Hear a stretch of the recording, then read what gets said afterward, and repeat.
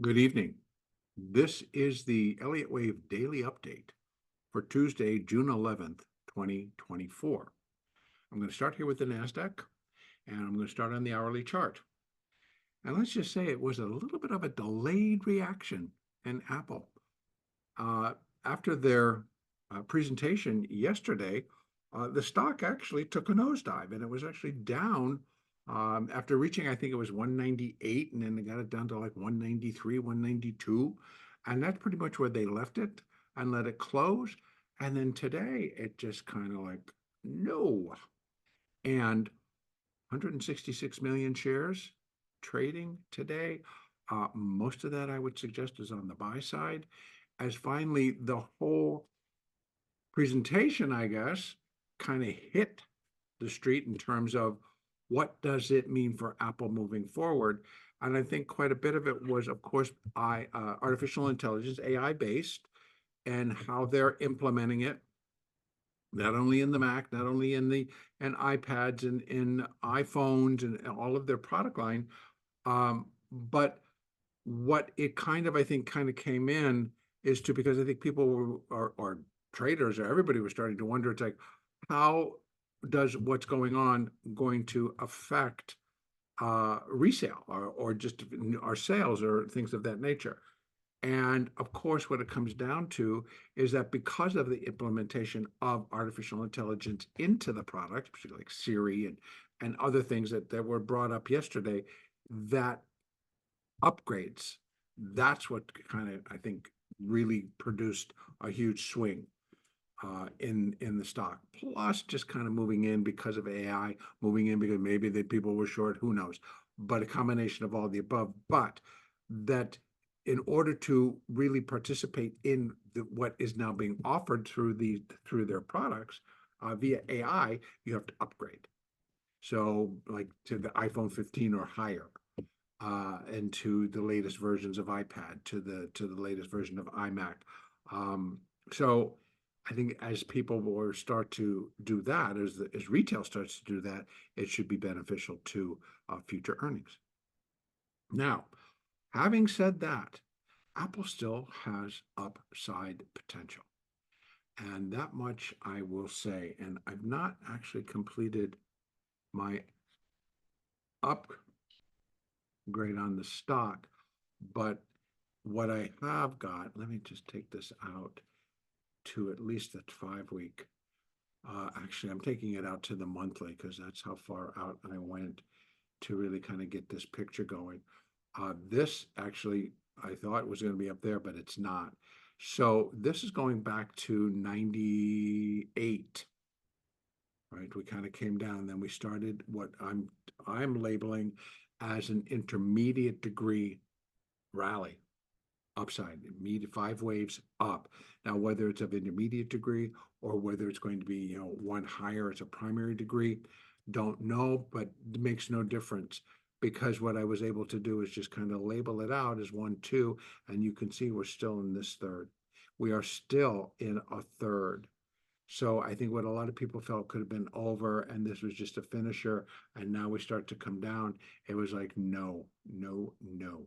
So Apple has, in my opinion, on a longer term basis, a pretty bright future.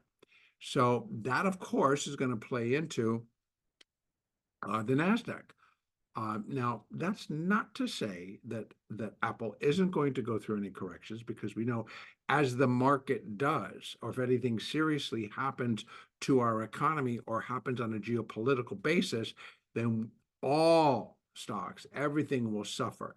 It has, and on that level, folks, it does not suggest that any of our companies are bad, but we will react, and the markets will react to things that are going to be happening around us.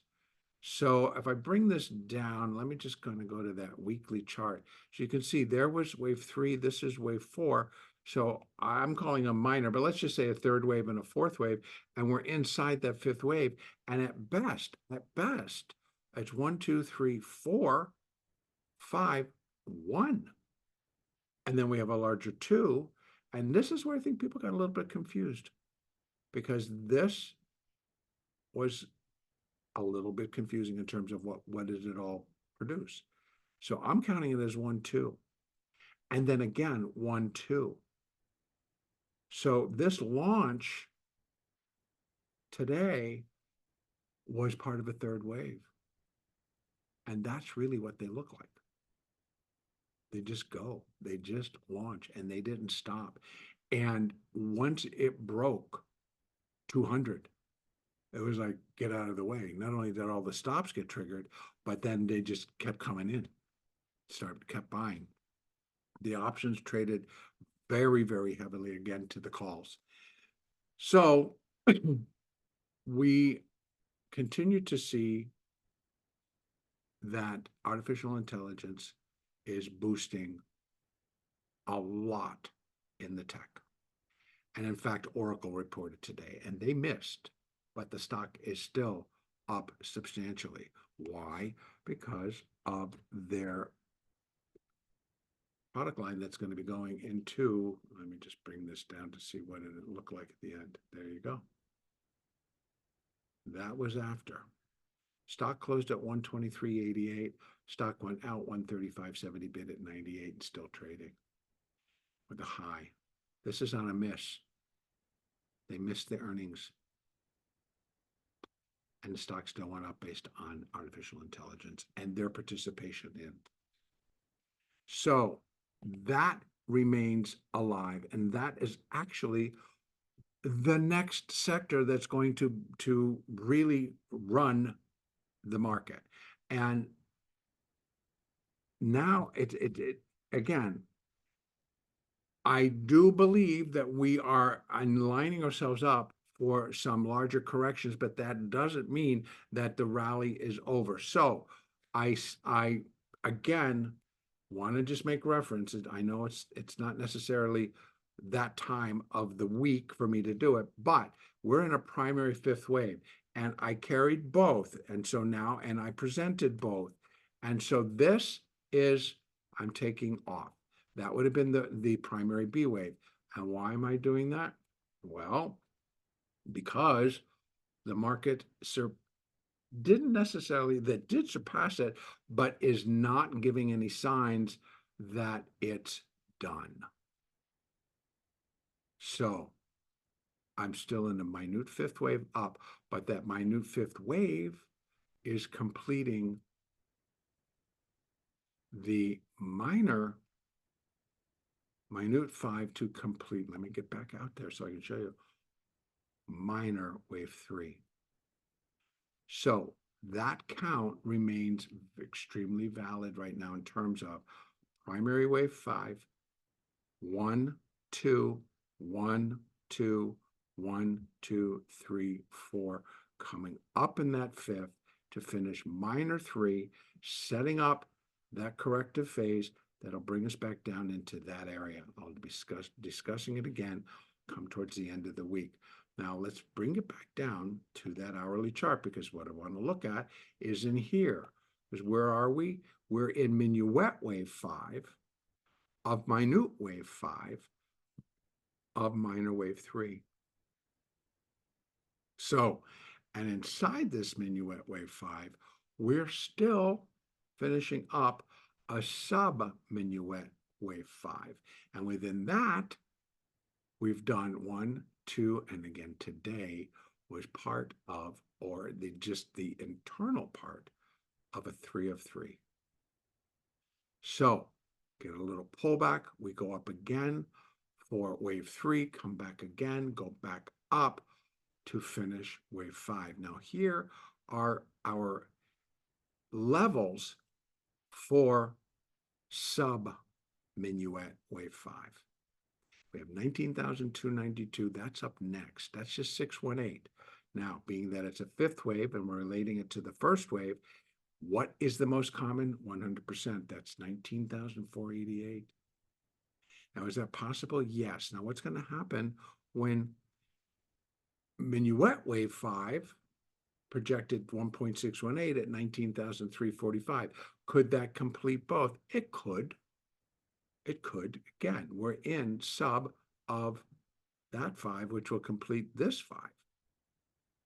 So we now just to work through this, go up, come down, go up, go down, come up. And then it could be in here or into this level. Doesn't necessarily mean we have to get up to that level. That's just the fib that shows if it should explode again, then that's the level it could go to. So that's kind of where we're at right now here in the NASDAQ. We're finishing this up. Now, again, this, you see, by letting it trade out a little bit, I had originally had left, and we came down today initially, and the market just in that first hour came down, and then we opened, and then for the next half hour, it ran this thing, ran it, and it was Apple. So in terms of trading, it was just get on board type of day, just a get on board. And anytime you waited for that pullback and then you just got back on board because, boy, it didn't stop.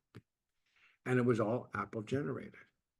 That was the ticket, Apple generated today. So will it be again tomorrow? Possibly, very possibly. But let's not forget, tomorrow. Now, what we saw also, like in the bond market, after the hours, it kind of came off a little bit, but they were rallying pretty nice today, right? So what is that suggesting? Well, the market's now hoping that the Fed's not going to do anything, but they're going to be very dovish. They're going to really talk it up that inflation is going to be under control. But what comes out first before that is the CPI. That CPI has to be in line, if not better than expected, and show that truly that inflation is under control. And unfortunately, just because I live in this world, I don't necessarily see that being the case, because they take out food and energy. And what are the two biggest costs for us as consumers? Our food and our energy, our utilities, gasoline, and then buying food to put on the table. And those have not come off yet. Those are not relaxing yet. So I'm not sure. It's kind of going to be very interesting.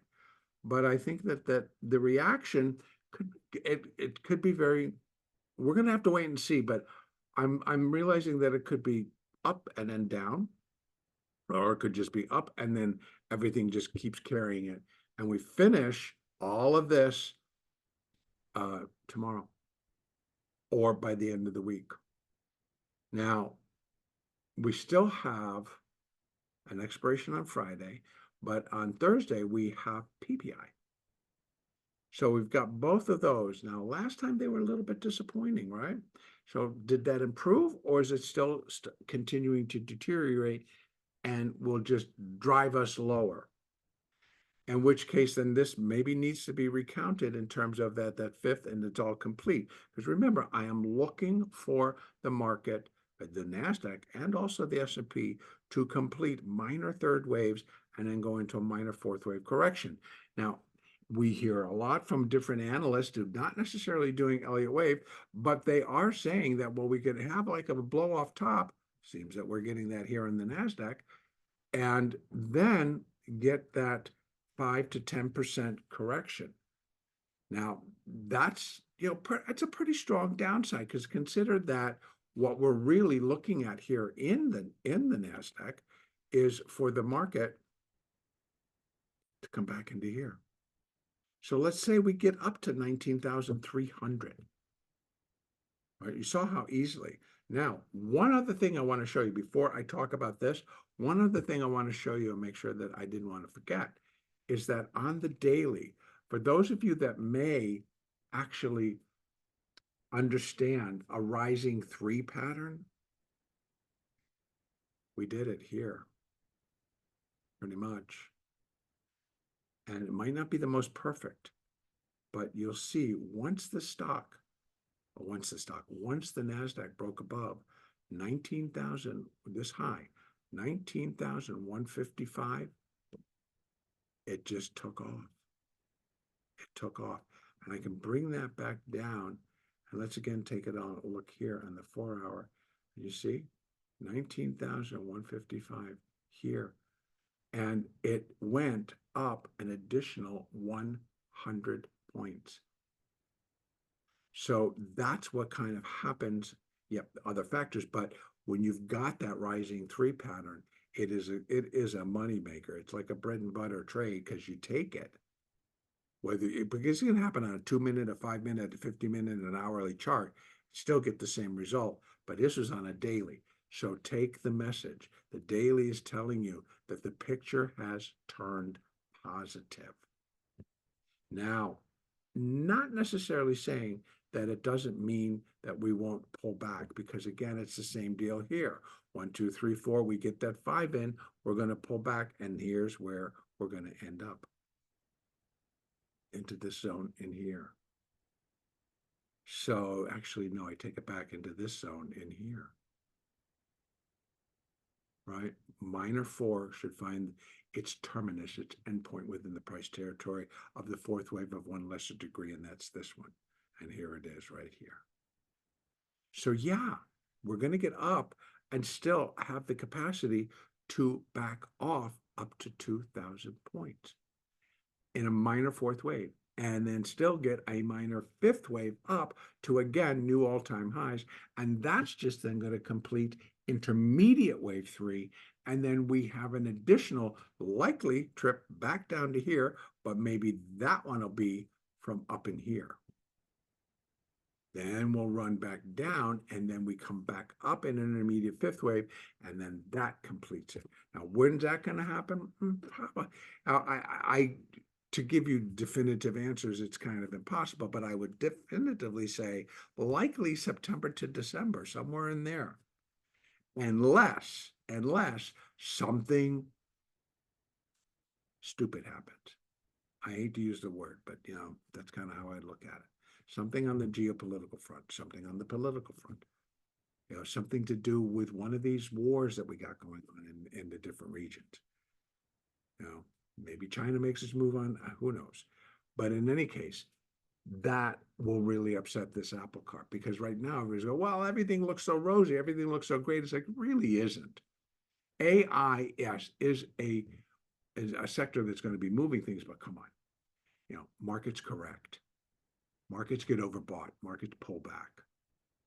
And so to believe that in and of itself, along with the Mag 7, is going to hold everything up, it may for a while, but markets correct. Okay, so that is the NASDAQ. I'm going to bring it back down so we can take a look at the moving averages. And you can see, look at that, pretty, aren't they? And now walking with it. Look at how they've turned up right in there. Look at how those have turned up. Nice. So we are considering that the market is going to continue to move higher, finish this minor 3, come down in a minor 4, and then go back up. Over in the S&P. Now, the Dow was down pretty heavily for most of the day, rallying at the end of the day along with everything else. So we didn't actually punch up, did we? Yeah, we equaled. Excuse me, we equaled. We did not actually start to push to, again, 5,400, but we're getting close. We're getting very close. We're $16 away. Okay, so let's take a look at what we got going on here in the S&P. There again, minuet wave 4. Just to kind of back up just a tad, we go into the 4-hour chart. Here we have it, right? There's minute 3, minute 4. This is the big window that we have for our next correction. I know it's big and bright. So what we're looking for is 1, 2. There's the 3, 4, and now we're in minuet wave 5 of minute wave 5 of minor wave 3. Now, where can we go from here? Let's zip back down to that 1-hour chart and take a look. Here we are inside minuet wave 5. We have sub 1, 2, 3, 4. So today's low, I know it didn't come down and take out that one, but that's okay. Today's low, I'm marking it as the completion point for sub minuet wave 4. Partially because of the this thrust up and out and over this. Actually can take this off. Please forgive me for not doing that already. Because that was for the correction, or what was left of wave 4 had to come in. And it did.